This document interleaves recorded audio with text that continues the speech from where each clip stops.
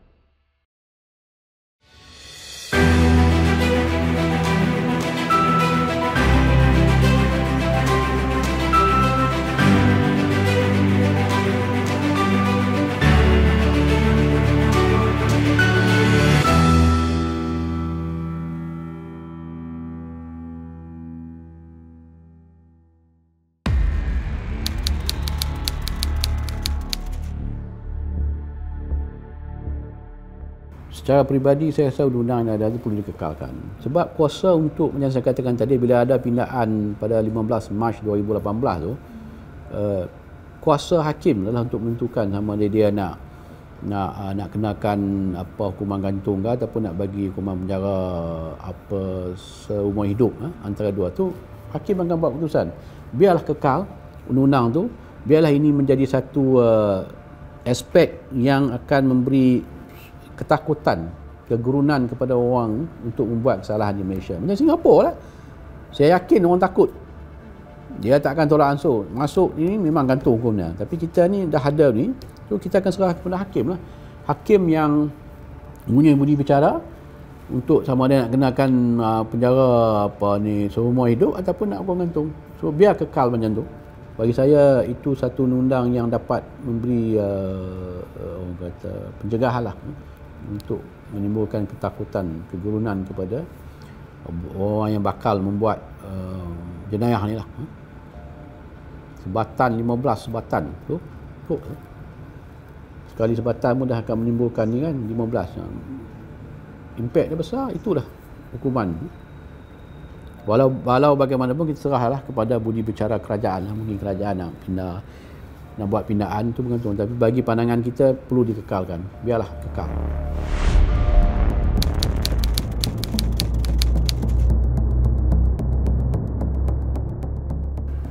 Bisnes pengenaran dadah ni mendatangkan hasil yang amat lumayan.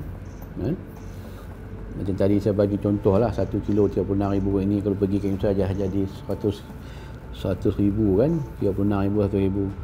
So walaupun apa undang kita ada, tapi bagi orang yang tamak, dia orang akan terus menjalankan aktiviti pengenaran dan kehidupan dadah sebab hasil dia tinggi. Dia orang sanggup ambil resiko. Walaupun kita tangkap ni akan ada lagi, memang akan ada lagi. Saya tak mesti yang kita tangkap habis, tak akan habis. Dadah ni tak akan habis. Akan ada lagi orang kata barisan-barisan pelapis yang akan mengambil alih. Kita tangkap sedikit ni, kita letakkan bawah apa ni dalam penjara sebanyak tu banyak hukuman, akan ada orang yang akan mengambil alih sebab dia punya rangkaian tu dah ada. Satu dunia. Bukan saja untuk Malaysia.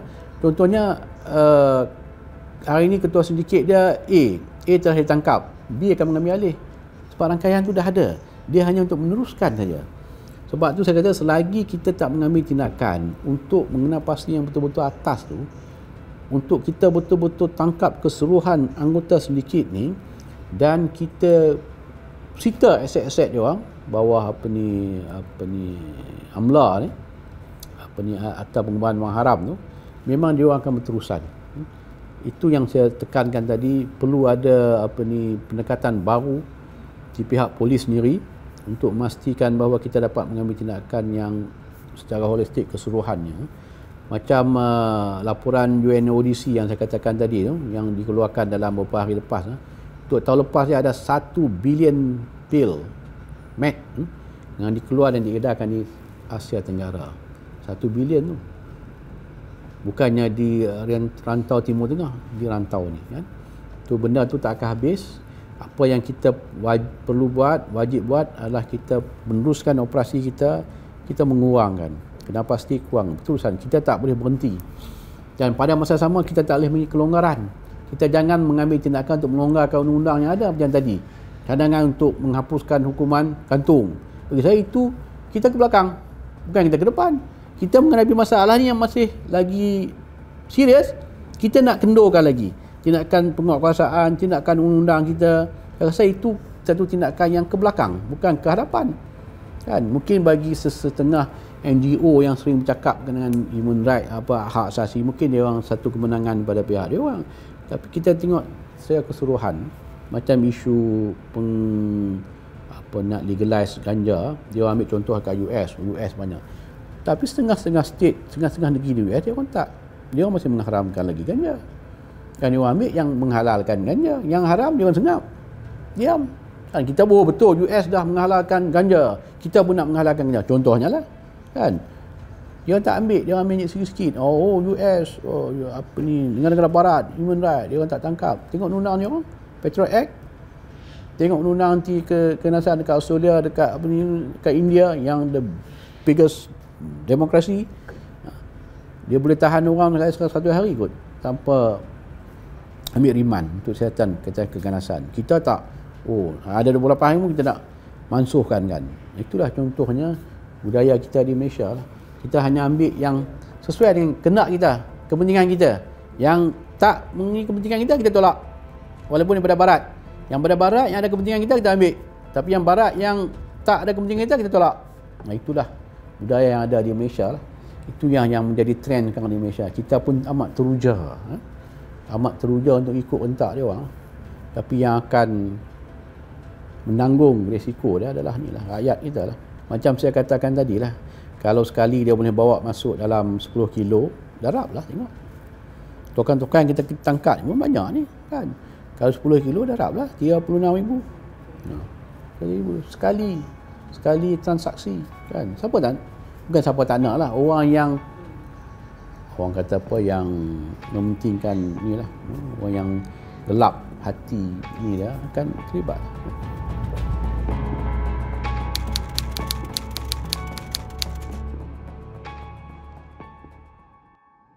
Sebenarnya isu penagihan dadah ni dia melibatkan pelbagai lapisan masyarakat. Bukan saja mungkin ada tangkapan kebelakangan ini melibatkan ahli-ahli politik lah.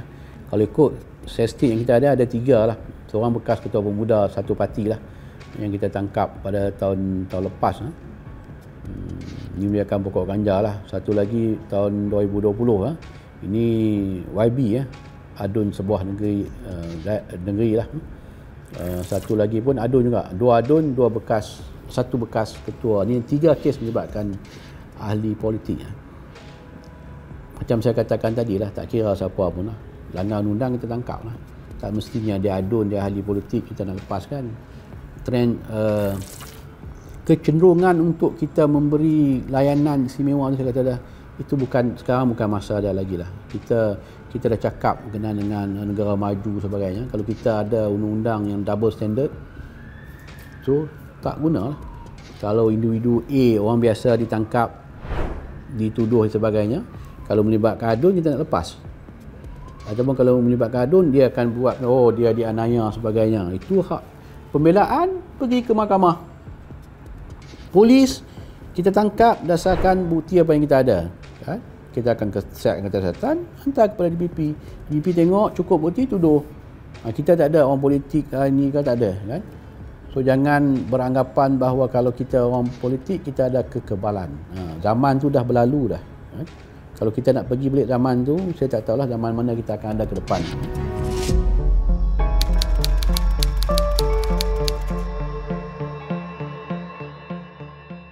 Kalau dulu peringkat awal isu dadah ni, candu dan ganja tu, itu berdasarkan orang kata apa ni, asas base daripada yang tanaman ni lah kan, daun-daun ni lah kan. Itu memang ada pendekatan yang lebih mudah untuk kita pulihkan dia orang. Tapi bila masuk ke dadah-dadah sintetik ni kan, macam mat dan sebagainya, ketamin ni memang sukar untuk program pemulihan menghadapi kesukaran juga kan. Sebab tu yang saya katakan tu, dia orang ambil dadah sintetik ni, dia orang berhalusinasi ya, berada di awang-awangan kan.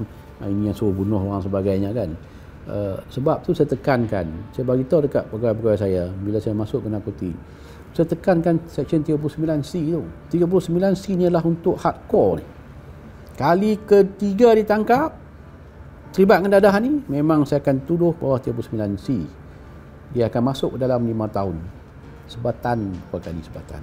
Ini yang penagih dadah amat takut. Sebab tu saya kata kalau yang masih di peringkat awal ni, saya akan serahkan pada ADK. ADK akan ambil untuk buat program pemulihan. Kesian, bukan kesian lah, maknanya dia beri peluang. Tapi kalau yang kali ketiga ditangkap, ada yang tengah dah masuk pusat pemulihan, POSPEN, pusat pemulihan narkotik, keluar terlibat balik. Ataupun kita tangkap mengambil dadah 15-1, kali pertama, kali kedua, kali ketiga, saya akan tangkap 39C. Ada juga orang komplain, Datuk tak adil, Datuk tangkap ni kesian, dia terpaksa tanggung anak dan isterinya.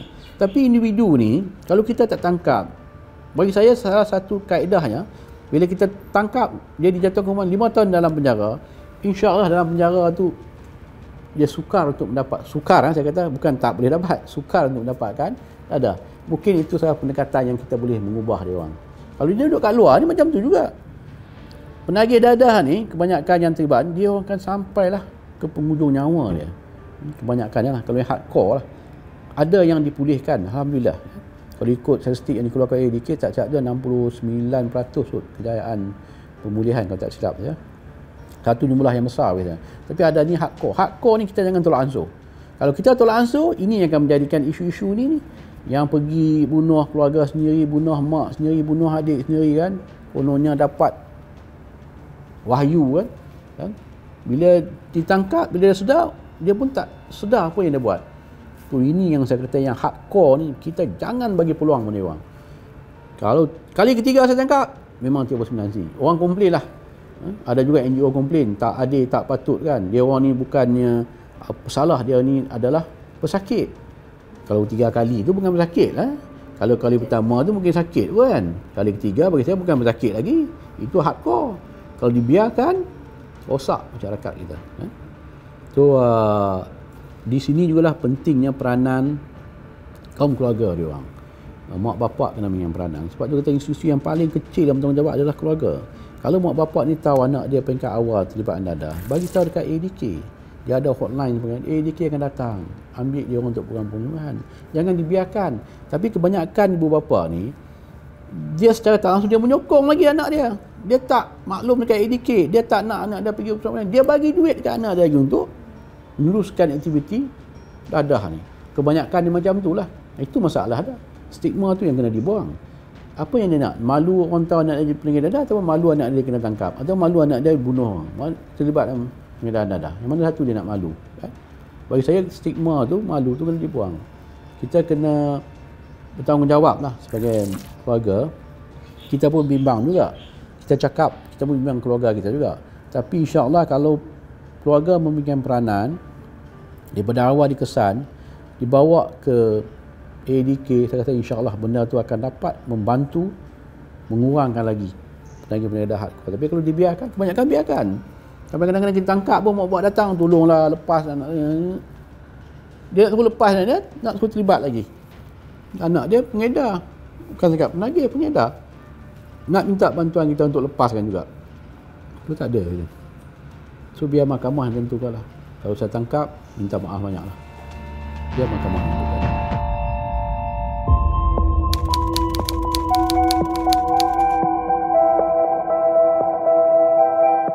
Memang kita kalau dalam konteks dadah ni ada banyak. Atas dalam Daya 1952, atau penagih dadah, rawatan pemulihan ni banyak digunakan oleh ADK lah. Atau dalam budaya langkah-langkah pencegahan khas, atau dalam perucut hakkan harta racun, ada 245 akta yang digunakan. Kalau tanya saya, akta-akta ni dah cukup pun. Cuma penguatkuasaan pelaksanaannya. mungkin perlu ada pindaan. Contohnya yang saya katakan tadi lah. Kalau heroin cakap ni 15 gram, dia akan hukum gantung lah. Heroin. Syabu, ecstasy 50 gram. Kita dah buat cadangan. Untuk syabu dan ecstasy pun kita nak kurangkan. 15 gram, gantung je. Kan? Nah, tapi benda tu masih dalam proses pindaan lah. Sebab sekarang ni yang banyak digunakan syabu. Mat. 2-3 hari lepas pun ada UNODC, United Nations Office of Drug and Crime, menyatakan bahawa untuk tahun lepas kot, berapa 1 bilion apa ni, apa tu pil-pil ecstasy ni yang Southeast Asia, rantau Asia Tenggara. So sekarang ni syabu yang banyak digunakan. So kita nak kurangkan lagi. Benda-benda ni perlu dipindah. Macam Akta Dadah Berbahaya 1952. Bayangkan 1952 tu saya pun belum ada lagi. Kita kena kaji, kena ubah, kena pindah mengikut kesesuaian masa kini.